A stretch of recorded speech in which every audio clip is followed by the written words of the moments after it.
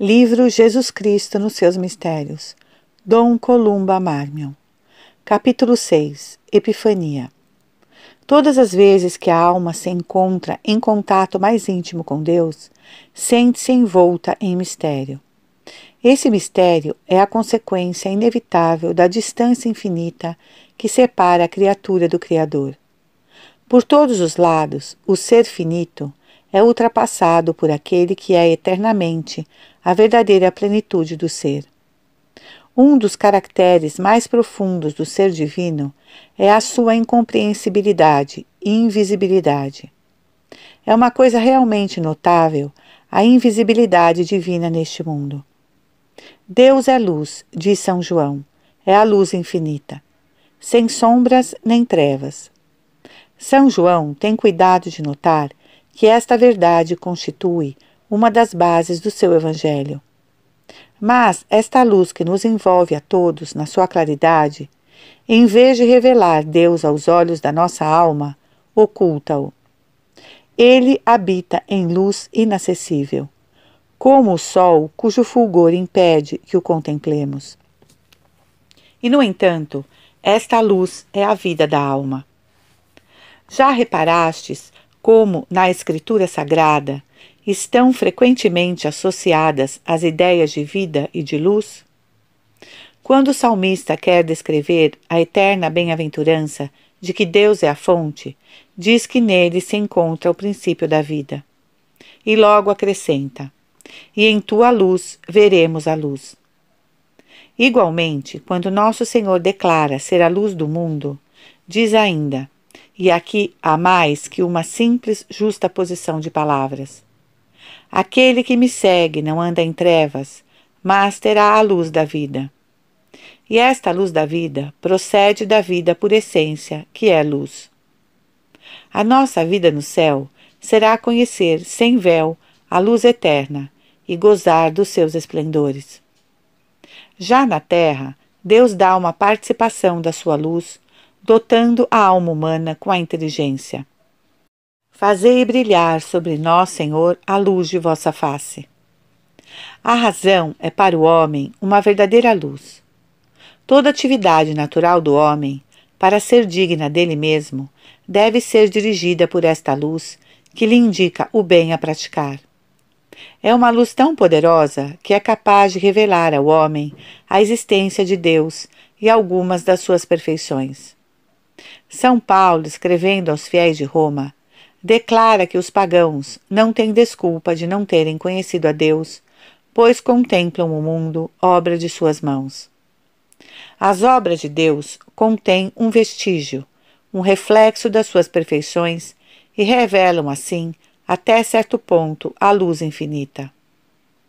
A outra manifestação mais profunda e misericordiosa que Deus fez de si mesmo, a encarnação. A luz divina, demasiadamente brilhante para se manifestar aos nossos olhos em todo o seu esplendor, escondeu-se sob a humanidade.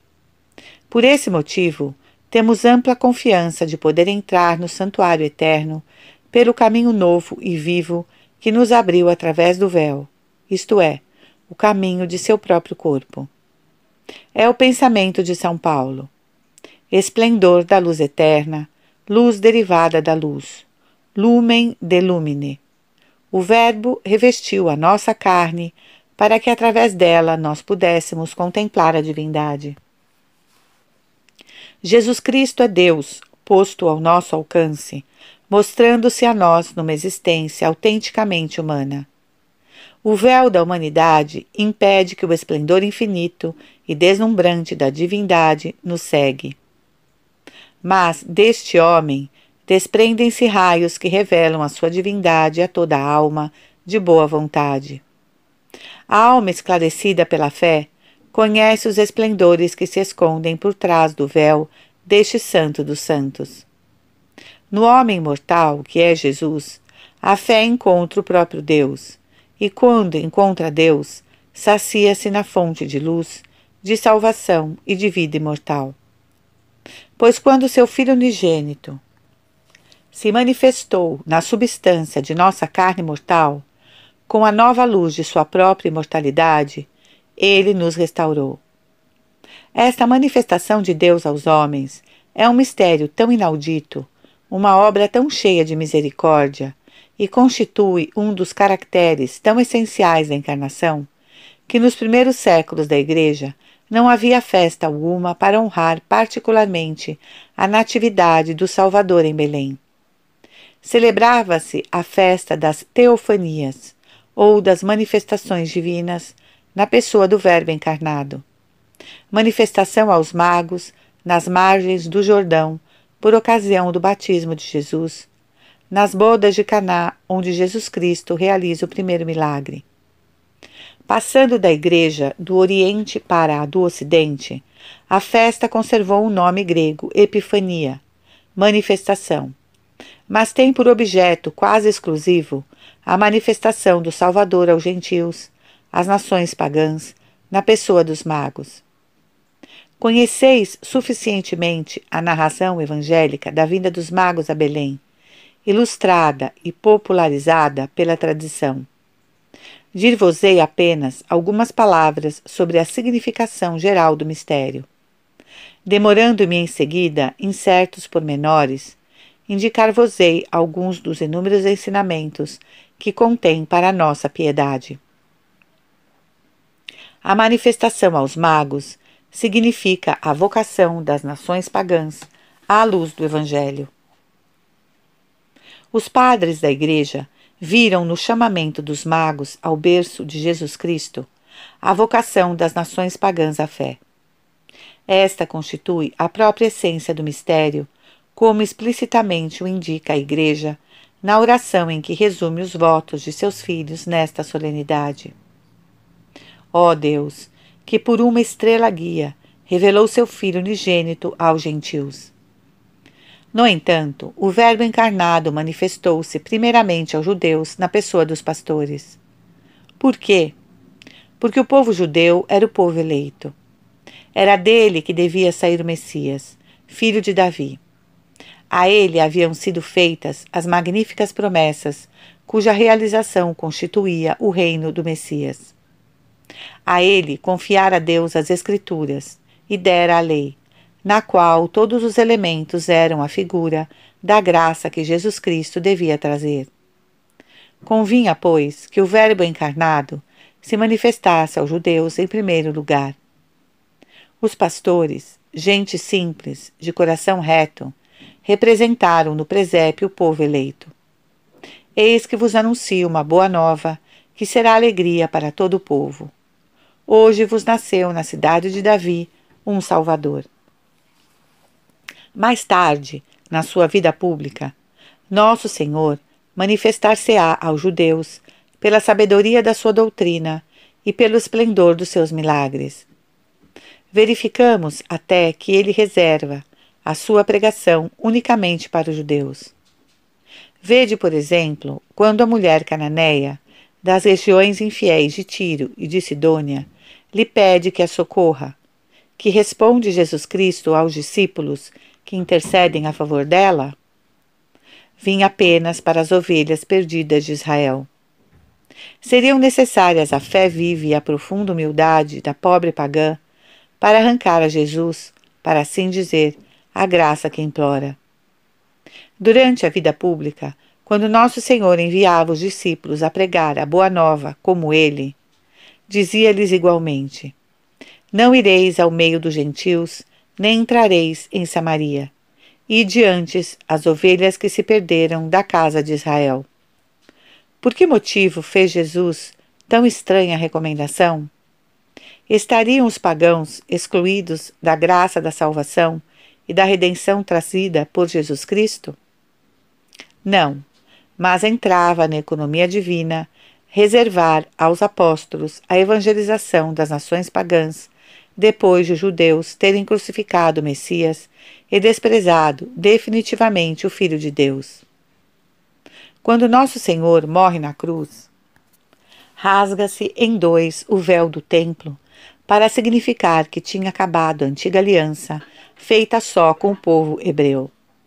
Com efeito, muitos judeus não quiseram receber Jesus Cristo.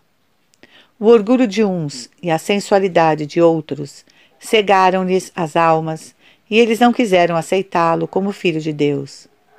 É deles que fala São João quando diz: a luz resplandece nas trevas, e as trevas não a compreenderam.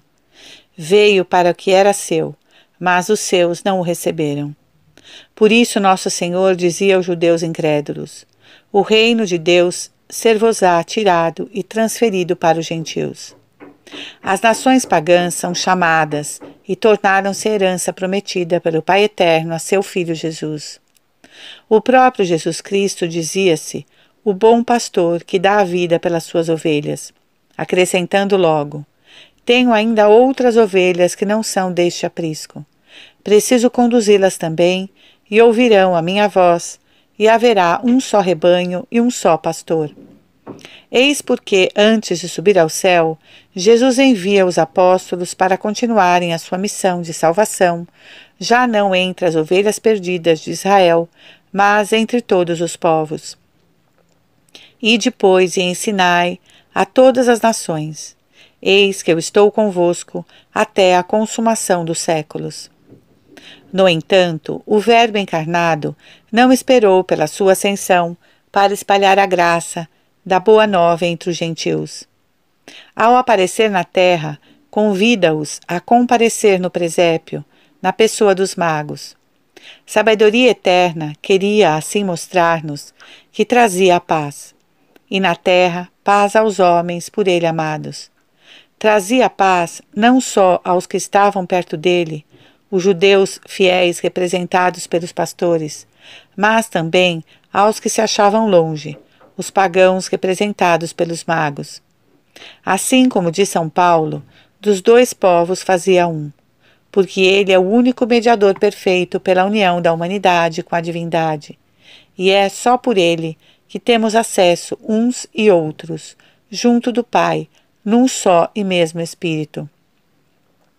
O chamamento e a santificação dos magos significam a vocação dos gentios à fé e à salvação. Deus envia um anjo aos pastores, porque o povo eleito estava habituado às aparições dos espíritos celestes. Mas, para os magos, que prescrutavam os astros, faz surgir uma estrela maravilhosa, símbolo da iluminação interior que esclarece as almas para chamá-las a Deus. Cada alma de adulto é efetivamente iluminada, ao menos uma vez, tal como os magos, pela estrela da vocação à salvação eterna. A todos é dada a luz. É um dogma da nossa fé que Deus quer que todos os homens se salvem e cheguem ao conhecimento da verdade. No dia do juízo, todos, sem exceção, com a convicção produzida pela evidência, proclamarão a justiça infinita de Deus e a perfeita retidão das suas decisões. Justos sois, Senhor, e retos os vossos juízos. Aqueles que o Senhor afastar para sempre de si, reconhecerão que são os autores da sua própria perda. Ora, isto não seria verdade se os condenados não tivessem tido a possibilidade de aceitar e conhecer a luz divina da fé. É contrário à infinita bondade de Deus e à sua justiça condenar uma alma por causa de sua ignorância invencível. Sem dúvida, a estrela que chama os homens à fé cristã não é a mesma para todos, brilha de maneira diferente, mas a sua luz é suficientemente visível para que os corações de boa vontade possam reconhecê-la como o sinal da vocação divina. Em sua providência cheia de sabedoria, Deus varia incessantemente a sua ação, de modo incompreensível, como o próprio Deus, segundo os desvelos sempre ativos do seu amor e as exigências sempre santas da justiça divina. É nisto que devemos, como São Paulo, adorar a insondável profundidade dos caminhos de Deus e proclamar que eles ultrapassam infinitamente as nossas vistas criadas. Quem, com efeito, pode compreender o pensamento do Senhor? Quem jamais foi o seu conselheiro? Temos a felicidade de ter visto a estrela e reconhecido como nosso Deus o menino do presépio. Temos a ventura de pertencer à igreja de quem os magos eram as primícias. No ofício da festa, a liturgia denomina esta vocação de toda a humanidade à fé e à salvação, na pessoa dos magos, as bodas da igreja com o esposo. Ouvi com que alegria e em que termos magnificamente simbólicos, tirados do profeta Isaías, ela proclama na epístola da missa o esplendor dessa Jerusalém espiritual que deve receber no seu seio materno as nações que se tornaram a herança do seu divino esposo. Levanta-te e resplandece, porque chegou a tua luz e elevou-se sobre ti a glória do Senhor. Enquanto as trevas cobrirem a terra e a obscuridade envolver os povos, o Senhor levantar-se-á sobre ti e a sua glória manifestar-se-á em ti. As nações caminharão para a tua luz e os reis para a claridade da tua aurora. Dirige os teus olhares em volta de ti e vê. Todos se congregam e vêm a ti. De longe virão teus filhos e a teu lado surgirão as tuas filhas. Verás então e ficarás radiante. Estremecerá e dilatar-se-á o teu coração, porque verás as riquezas do mar e os tesouros das nações. Ofereçamos a Deus incessantes ações de graças por nos haver tornado capazes de participar da herança dos santos na luz, libertando-nos do poder das trevas para nos transportar ao reino de seu Filho, isto é, a Igreja. O chamamento à fé é um insigne benefício, porque encerra em germe a vocação à eterna bem-aventurança da visão divina. Nunca nos esqueçamos de que este chamamento foi a aurora de todas as misericórdias de Deus para conosco e que para o homem tudo se resume na fidelidade a esta vocação. A fé deve conduzir-nos à visão beatífica. Devemos agradecer a Deus pela graça da fé cristã e tornar-nos cada dia mais dignos dela, salvaguardando-a contra todos os perigos a que se acha exposta no nosso século de naturalismo, de ceticismo, de indiferença, de respeito humano, mantendo-nos constantemente fiéis na vida da fé. Além disso, peçamos a Deus que conceda este dom precioso da fé a todas as almas que se acham ainda assentadas nas trevas e na sombra da morte. Imploremos ao Senhor para que a estrela brilhe sobre elas, que Ele próprio seja o sol que as visite do alto pela sua terna misericórdia. Graças à ternura e misericórdia de nosso Deus, que nos vai trazer do alto a visita do sol nascente, que há de iluminar os que jazem nas trevas e na sombra da morte, e dirigir os nossos passos no caminho da paz. Esta oração é muito agradável ao Senhor, pois pede a Ele que seja conhecido e exaltado como Salvador de todos os homens e como Rei dos Reis. É também muito agradável ao Pai Eterno, que nada deseja tanto como a glorificação de seu Filho. Repitamos, pois, com frequência, nestes santos dias, a oração que o próprio Verbo encarnado pôs em nossos lábios. Ó Pai Celeste, Pai das luzes, venha a nós o vosso reino, esse reino de que vosso Filho Jesus é o chefe. Seja o vosso Filho cada vez mais conhecido, glorificado e servido, para que, por sua vez, manifestando-vos cada vez mais aos homens, Ele vos glorifique na unidade do vosso comum Espírito. A fé dos magos, generosa e pronta, modelo da nossa. Se examinarmos agora algumas circunstâncias da narração evangélica, veremos quão rico de ensinamentos é este mistério. Disse-vos que os magos em Belém representavam gentios na vocação à luz do Evangelho. O procedimento dos magos indica-nos as características que deve ter a nossa fé. O que se nota, em primeiro lugar, é a generosa fidelidade desta fé. Vede, a estrela aparece aos magos. Qualquer que fosse o seu país de origem, Pérsia, Caldeia, Arábia ou Índia, sabe-se que, segundo a tradição, os magos pertenciam a uma casta sacerdotal e entregavam-se ao estudo dos astros. É mais que provável que não ignorassem a revelação feita aos judeus de um rei que seria o seu libertador e o Senhor do mundo. O profeta Daniel, que predissera a época da sua vinda, estiver em relação com os magos. É possível até que eles não desconhecessem a profecia de Balaão de que uma estrela se levantaria em Jacó. Seja como for, eis que uma estrela maravilhosa lhe aparece. O seu brilho extraordinário, ferindo-lhes os olhos, chama a atenção deles, e ao mesmo tempo, uma graça interior de iluminação esclarece as suas almas.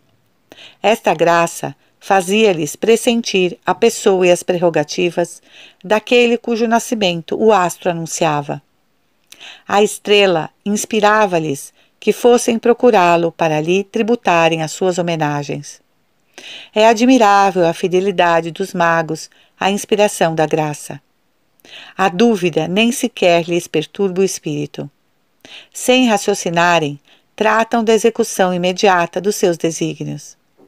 A indiferença ou o ceticismo dos que o cercam, o desaparecimento da estrela, as dificuldades inerentes a uma expedição daquele gênero, a distância e os perigos do caminho, nada os dissuade. Obedeceram sem demora e com constância ao chamamento divino. Vimos a sua estrela no Oriente e viemos adorá-lo. Partimos logo que ela se nos mostrou.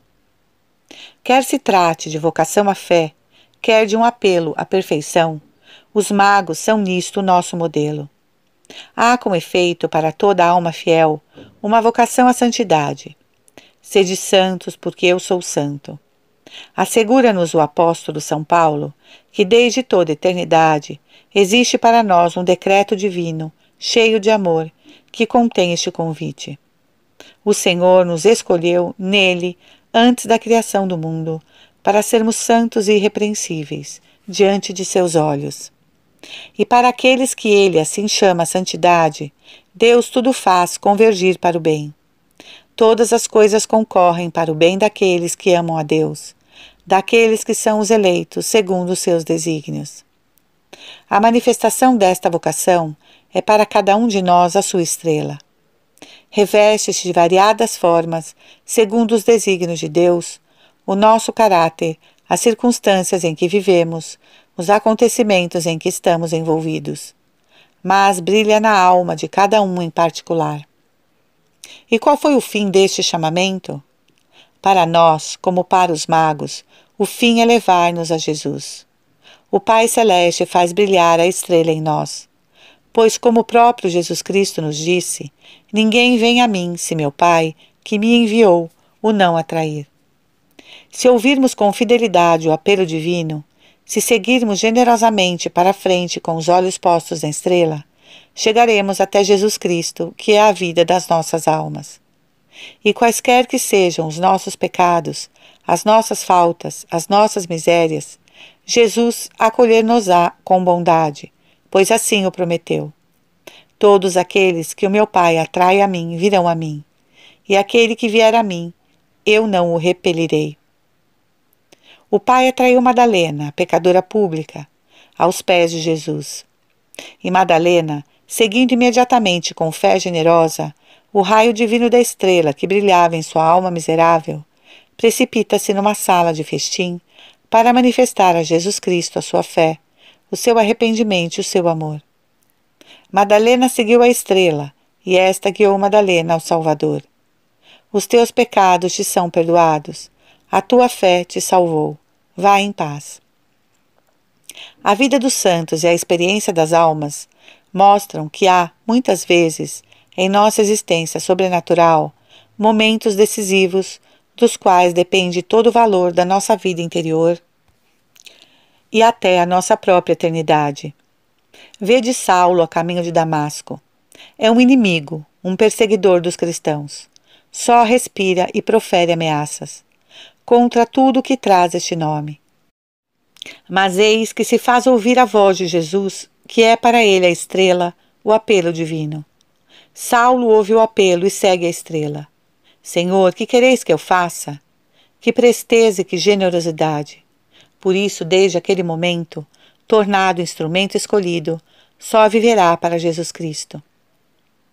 Vede, pelo contrário, aquele jovem cheio de boa vontade, coração reto e sincero, que se apresenta a Jesus e lhe pergunta o que deve fazer para possuir a vida eterna, observa os mandamentos, responde o nosso Divino Salvador.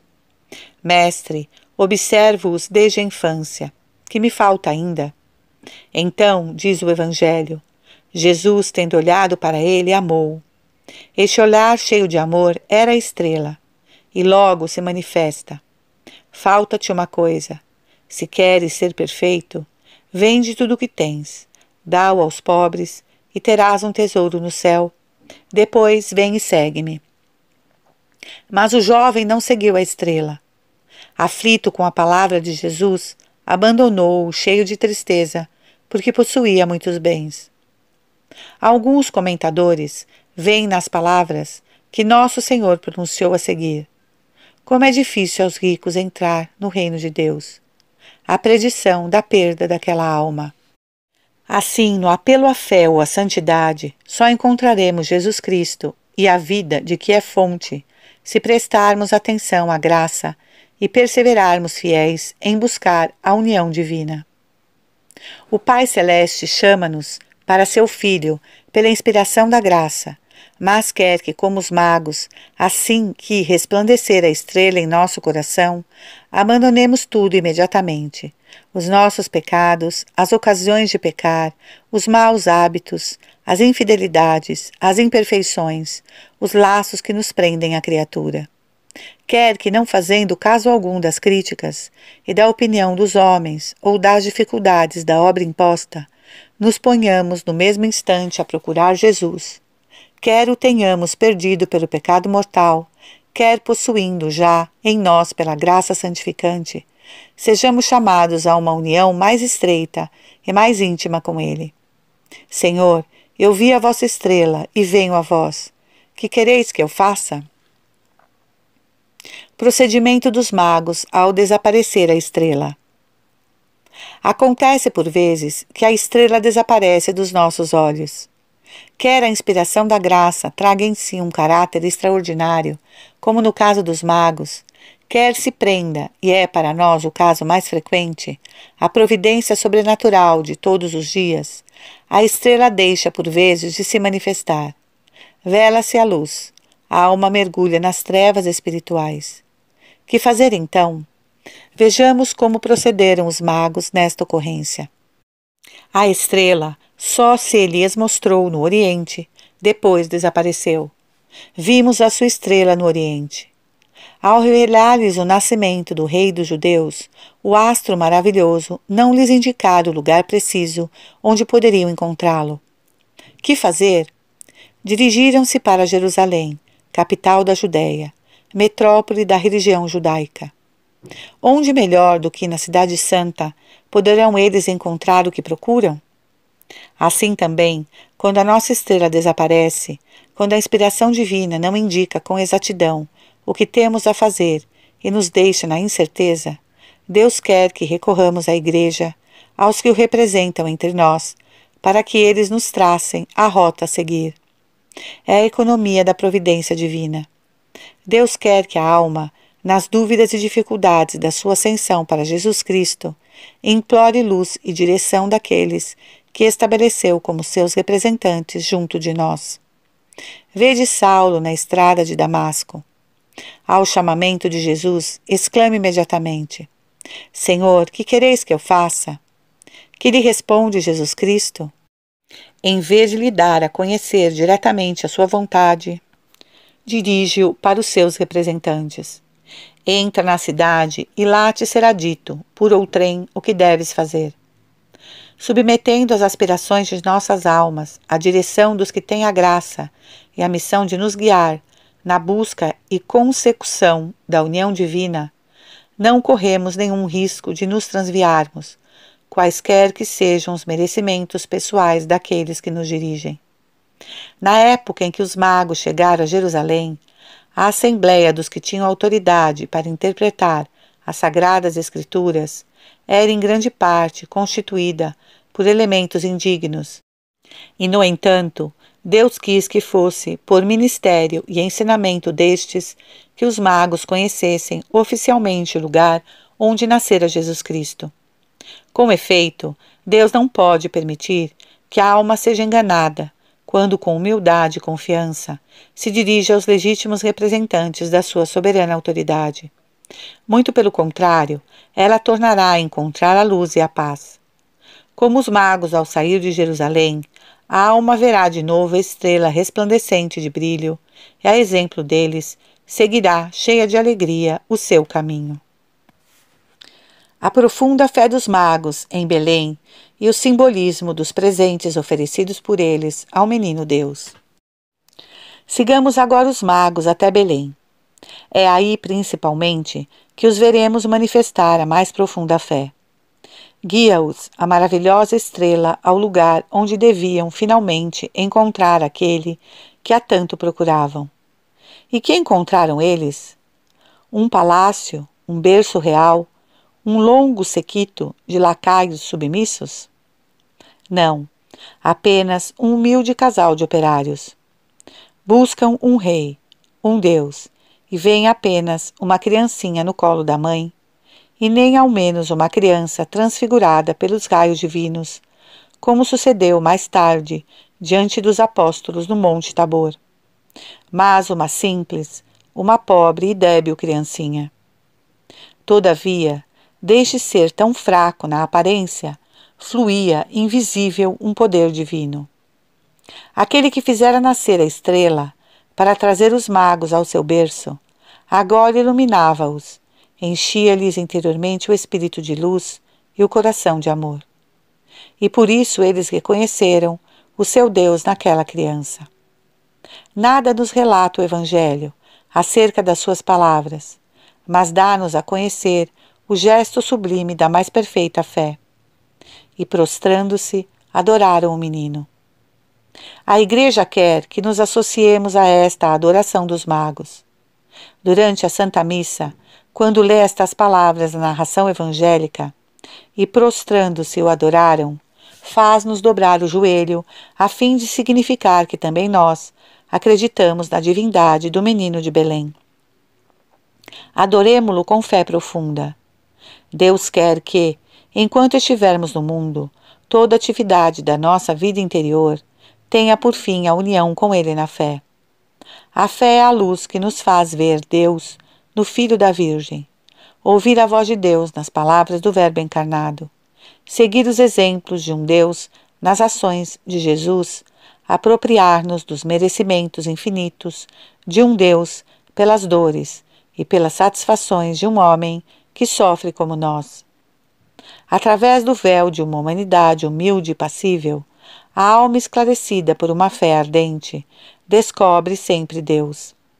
Em toda parte onde encontra essa humanidade, quer seja nos aniquilamentos de Belém, nas estradas da Judéia, no patíbulo do Calvário, quer sob as espécies eucarísticas, a alma fiel inclina-se diante dela, porque é a humanidade de Deus. Lança-se a seus pés para ouvi-la, para obedecer e para segui-la, até que praza a Deus revelar-lhe a sua infinita majestade nos santos esplendores da visão beatífica. A atitude de adoração nos magos traduz eloquentemente a solidez e intensidade da sua fé. Os dons que lhe oferecem são cheios de significado. Os padres da Igreja insistem no simbolismo dos dons oferecidos a Jesus Cristo pelos magos. Demoremo-nos, para terminar esta palestra, a considerar quão profundo é este simbolismo. Será um gozo para nossas almas e um alimento para a nossa piedade. Como sabeis, o Evangelho nos diz que, abrindo os seus tesouros, os magos ofereceram ao menino ouro, incenso e mirra. É evidente que no pensamento dos magos, esses dons deviam servir não só para exprimir os sentimentos de seus corações, como também para honrar aquele que os recebia. Examinando a natureza dessas ofertas, preparadas antes da partida dos magos, vemos que a iluminação divina já lhes havia manifestado alguma coisa de eminente dignidade daquele que desejavam contemplar e adorar. A natureza desses dons indica igualmente a qualidade dos deveres que queriam cumprir para com a pessoa do rei dos judeus. O simbolismo atinge ao mesmo tempo aquele a quem são oferecidas as dádivas e os que as apresentam. O ouro, o mais precioso dos metais, é o símbolo da realeza. Indica também o amor e a fidelidade que todos devem ao seu rei. O incenso é universalmente conhecido como símbolo do culto divino. Só se oferece a Deus. Oferecendo este presente, os magos patenteavam que queriam proclamar a divindade daquele cujo nascimento lhe foram anunciado pela estrela e reconhecer essa divindade pela adoração suprema que só a Deus se pode tributar. Finalmente, tiveram a inspiração de lhe oferecer a mirra. Que querem eles significar com esta mirra, que serve para curar as feridas, para embalsamar os mortos? Este presente simboliza que Jesus Cristo era homem, mas um homem passível, que havia de morrer um dia. A mirra também representava o espírito de penitência e de imolação que deve caracterizar a vida dos discípulos de um crucificado. Assim, a graça inspirava os magos na escolha dos presentes destinados àquele que buscavam. O mesmo se deve dar conosco. Nós que ouvimos a narração dos dons dos magos, de Santo Ambrósio, saibamos servir-nos dos nossos tesouros e apresentar ofertas semelhantes. Cada vez que nos aproximamos de Jesus Cristo, ofereçamo-lhe presentes, mas presentes que sejam magníficos, que sejam como os deles, dignos daquele a quem o oferecemos. Dir-me-ei, talvez, não temos ouro, nem incenso, nem mirra. É certo, mas temos muito melhor. Temos tesouros muito mais preciosos, os únicos que Jesus Cristo, nosso Salvador e Rei, espera de nós. Não lhe oferecemos ouro quando proclamamos por uma vida cheia de amor e fidelidade aos mandamentos que Ele é o Rei dos nossos corações? Não lhe apresentamos o incenso quando cremos na sua divindade e o reconhecemos pelas nossas orações e adorações? Não lhe oferecemos a mirra quando unimos os nossos sofrimentos, as nossas humilhações, as nossas dores e lágrimas às suas? E se por nós mesmos nada possuímos de tudo isso, peçamos a nosso Senhor que nos enriqueça com os tesouros que lhe são agradáveis, porque Ele tem esses tesouros para nos dar. É o que Jesus revelava a Santa Matilde depois da comunhão no dia da Epifania. Eis que te dou o ouro, isto é, o meu divino amor. O incenso quer dizer toda a minha santidade e devoção, e enfim a mirra, que é a amargura de toda a minha paixão. Eu os dou em propriedade, de tal maneira que poderás oferecê-los a mim de presente, como um bem que te pertence. Esta verdade é tão consoladora que nunca devemos esquecê-la.